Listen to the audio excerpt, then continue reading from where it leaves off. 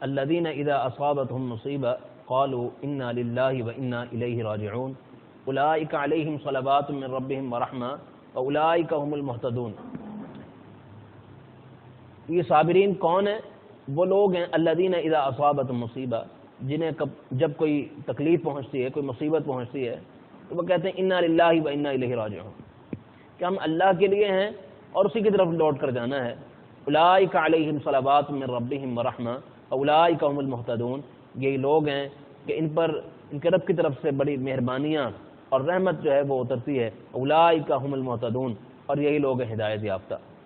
یہ آیات صبر کی حیثیت اور اہمیت کو بیان کرتی ہیں کہ دنیا کی زندگی میں تکالیف کا آنا، مصائب کا آنا، مشکلات کا آنا، یہ ایک لازمی امر ہے، دنیا کے ساتھ جڑا ہوا ہے. دنیا نام ہی نشیب و فراز کا ہے، بلکہ تکالیف تو اور زیادہ مومنین کے ساتھ، مسلمانوں کے ساتھ جڑی ہوئی ہیں. اس لیے رسول اللہ صلی اللہ علیہ وسلم نے فرمایا ان عظم الجزاء مع عظم البلاء، کہ جس حد تک آزمائش جو ہے وہ بڑی ہوگی اسی حد تک اللہ تبارک و تعالی اجر و ثواب کو بھی اور زیادہ بڑھا دیتا ہے. دیکھیں انبیاء کرام رضوان اللہ علیہم اجمعین کی تکالیف کہیں زیادہ تھیں.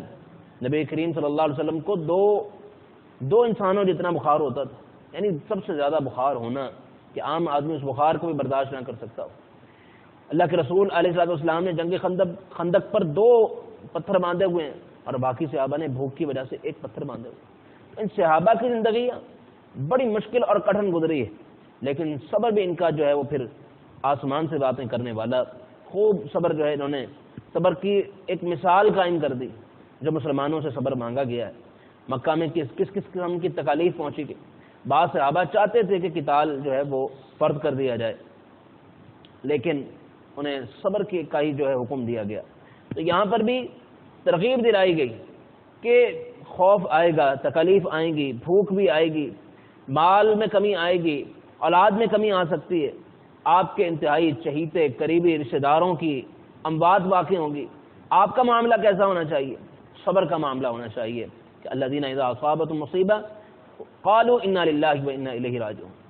تو انسان پر جب کوئی تکلیف آتی ہے تو اسے سب سے پہلے تو صبر کا معاملہ کرنا ہے، اور صبر کے ساتھ ساتھ تقدیر پر ایمان رکھنا ہے. اللہ کی تقدیر پر راضی رہنا چاہیے کہ یہ معاملہ اللہ کی طرف سے ہے اور اللہ نے میرے لیے جو بہتر سمجھا ہے وہ کر دیا. یقیناً اس میں کوئی نہ کوئی حکمت ہی ہوگی. اگر مجھ پر کوئی تکلیف آئی ہے، اس سے بڑی حکمت کیا ہو سکتی ہے کہ اللہ تبارک و تعالیٰ اس تکلیف کی وجہ سے میرے گناہوں کو معاف کر دیتا ہے. کیونکہ نبی کریم صلی اللہ علیہ وسلم کا فرمان ہے کہ ما من یصیب من مصیبت من ہم ولا حزن ولا غم، او کما قال علیہ السلام، کہ آپ کو جو بھی تکلیف پہنچتی ہے، کوئی غم پہنچتا ہے، کوئی جو ہے وہ پریشانی پہنچتی ہے اور آپ اس پر صبر کرتے ہیں تو کیا ہوتا ہے، حتیٰ کہ کانٹے کے چبھنے کا بھی ذکر ہے، تو اس کے ذریعے سے اللہ تبارک و تعالیٰ کفر اللہ بہا خطایا، اللہ تعالیٰ آپ کی غلطیوں کو معاف کر دیتا ہے. کتنی بڑی فضیلت ہے کہ فرمایا کہ اجمل امر المؤمن، کہ مومن کا معاملہ بڑا عجیب ہے. تکلیف پہنچی، صبر کیا تو بھی جو ہے اس کے لیے ثواب ہے، اور جو ہے اگر شکر ادا کیا کسی خوشی کے موقع پر، خوشحالی پر، تو بھی اس کے لیے ثواب. اس کا معاملہ ثواب والا ہی ہے، اجر والا ہر حال میں. تو ہمیں صبر کرنا ہے اور اللہ کی رضا پر راضی رہنا ہے، تقدیر پر راضی رہنا ہے. تقدیر کا تقاضا یہی ہے کہ ہم اللہ کی رضا پر راضی رہیں، نہ کہ شکوے شکایتیں کریں اور ایسے جملے کہیں جو صبر کے منافی ہوں اور اللہ کی ناراضگی کا سبب بن جائیں.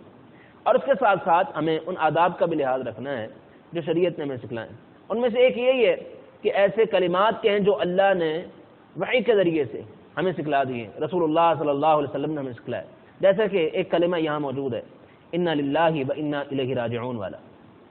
کسی کی موت واقع ہو جائے اور آپ کو خبر ملے تو آپ اس وقت یہ دعا پڑھیں انا للہ وانا الیہ راجعون کے ساتھ ساتھ ان للہ ما اخذ وله ما عطا.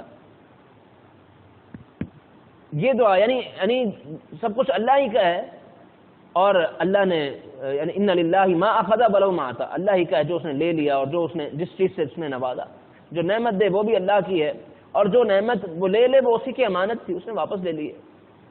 وَلِكُلِّ شَيْءٍ عِندَهُ أَجَلٌ مُّسَمًّى، اور اللہ کے ہاں ہر شے کا ایک وقت مقرر ہے، وہ اس کے مطابق جو ہے معاملات کی تدبیر کرتا ہے.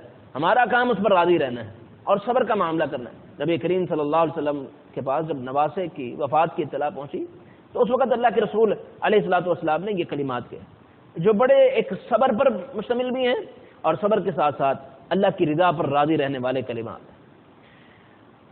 نبی کریم صلی اللہ علیہ وسلم نے سیدہ ام سلمہ رضی اللہ تعالی عنہا کو کلمات سکھلائے جب ان کے شوہر کا انتقال ہوا ابو سلمہ کا، اور ابو سلمہ ایک بہت اچھے خامن ثابت ہوئے تھے ام سلمہ کے لیے۔ ان کی وفات کے بعد ام سلمہ رضی اللہ تعالی عنہا بڑی غمزدہ تھی، بڑی غمگین تھی، بہت پریشان۔ نبی کریم صلی اللہ علیہ وسلم نے دعا یہی سکھلائی کہ انا للہ و انا الیہ راجعون۔ یہ دعا پڑھنے کے ساتھ ساتھ تم نے جو ہے وہ یہ دعا پڑھنی ہے کہ اللہم اجرنی فی مصیبتی واخلف لی خیرا منہا۔ انا للہ و انا الیہ راجعون کہ اللہ ہم تیرے ہی لیے ہیں، اللہ ہی کی ملکیت ہے، اسی کی طرف لوٹ کر جانا ہے۔ اللہم اجرنی فی مصیبتی، اللہ اس مصیبت میں مجھے اجر عطا فرما، ثواب عطا فرما، واخلف لی خیرا منہا، اور اس سے بہتر عطا فرما۔ یہ اللہ کے رسول کی تعلیم تھی، تربیت تھی۔ سیدہ ام سلمہ رضی اللہ تعالی عنہا اس حکم کی وجہ سے پڑھ تو رہی ہیں، پڑھ کیوں رہی ہیں؟ کیونکہ نبی کریم صلی اللہ علیہ وسلم نے یہ تعلیم دی ہے۔ ایمان دیکھیں، ایمان کا تقاضا یہ ہوتا ہے جو اللہ کے رسول دے دیں وہ لے لیا جائے۔ سیدہ ام سلمہ پڑھ رہی ہیں، لیکن جو دل کے جذبات ہیں اور ابو سلمہ سے جو تعلق رہا ہے وہ تعلق یہ کہہ رہا ہے کہ ایسا ممکن بھی ہے کہ ابو سلمہ سے اچھا تمہیں مل جائے، بہترین تمہیں مل جائے، ایسا بہترین شوہر جو وہ ثابت ہوئے ہیں، ساری زندگی حق ادا کر دیا ہے خامند ہونے کا، کوئی انہیں شکایت نہیں ہے، اور دل کے جذبات یہ کہتے ہیں کہ ان سے بہتر کوئی شوہر ہو نہیں سکتا۔ لیکن یہ تعلیم بھی اللہ کے رسول نے دی ہے، اور اللہ کے رسول علیہ السلام کی تعلیم پر عمل کیا اور صبر کا مظاہرہ کیا۔ عملی طور پر اللہ تبارک و تعالیٰ نے واقعتاً ایسا نعم البدل عطا فرما دیا جو واقعتاً صرف بہتر ہی نہیں بلکہ کہیں درجے جو ہے وہ بہترین ہے جو ہے ابو سلمہ سے، اور وہ کون ہے؟ محمد رسول اللہ صلی اللہ علیہ وسلم۔ اللہ تبارک و تعالیٰ نے سیدہ ام سلمہ کو کائنات کے امام علیہ الصلوۃ والسلام کی بیوی بنا دیا اور مومنین کی ماں بنا دیا۔ تو یہ ہمارا معاملہ ہونا چاہیے کہ اللہ بہتر جانتا ہے کہ اللہ تبارک و تعالیٰ نے اگر کوئی تکلیف دی ہے، کوئی آزمائش میں مبتلا کیا ہے، وہ اس میں کیا حکمت ہے وہ اللہ ہی جانتا ہے۔ ہم اگر صبر کریں گے تو پھر ایک حدیث میں ایک قرآن کی آیت میں معیت کے بعد ہے کہ اللہ تعالیٰ صبر کرنے والوں کے ساتھ، ایک میں محبت کے بعد ہے کہ اللہ ایسے لوگوں سے محبت کرتا ہے، اور ایک میں انما یوفی الصابرون اجرہم بغیر حساب، اللہ ایسے صابروں کو بغیر حساب کے جو ہے اجر عطا فرماتا ہے، بغیر حساب کے، اس کا کوئی حساب ہی نہیں ہے، کوئی کیلکولیشن نہیں کی جا سکتی کہ اللہ اس پر کتنا اجر عطا فرمائے گا۔ اولئک علیہم صلوات من ربہم واولئک هم المہتدون۔ اور یہاں ایسے صابروں کے لیے ایک اور نوید یہ بھی سنا دی کہ یہ لوگ اللہ کی طرف سے ہدایت پر ہیں، رحمتوں کے حقدار ہیں، اور اللہ کی طرف سے مہربانیوں کے حقدار ہیں۔ ان الصفا والمروہ من شعائر اللہ، بے شک صفا اور مروہ یہ اللہ کی نشانیوں میں سے ایک عظیم نشانیاں ہیں۔ فمن حج البیت او اعتمر، بس جو حج بیت اللہ کرے یا عمرہ کرے، فلا جناح علیہ ان یطوف بہما، پر اس پر کوئی حرج نہیں ہے، کوئی گناہ نہیں ہے کہ وہ ان کا طواف کرے۔ ومن تطوع خیرا، اور جو کوئی خوشی سے نیکی کرتا ہے، فإن اللہ شاکر علیم، بس بے شک اللہ تعالیٰ ایسی نیکیوں کا قدردان ہے، قدر کرتا ہے، ضائع نہیں کرتا، علیم اور سب کچھ جاننے والا ہے۔ اس آیت کا کیا پس منظر ہے، کیا شان نزول ہے، اس حوالے سے ہم مزید گفتگو انشاءاللہ تعالی آئندہ کلاس میں کریں گے۔ ہم اپنی بات کو یہیں ختم کرتے ہیں اس دعا کے ساتھ کہ اللہ تبارک و تعالی قرآن و سنت کے ساتھ ہمارے تعلق کو مضبوط کرے۔ سبحانک اللہم و بحمدک، اشہد ان لا الہ الا انت، استغفرک و اتوب الیک۔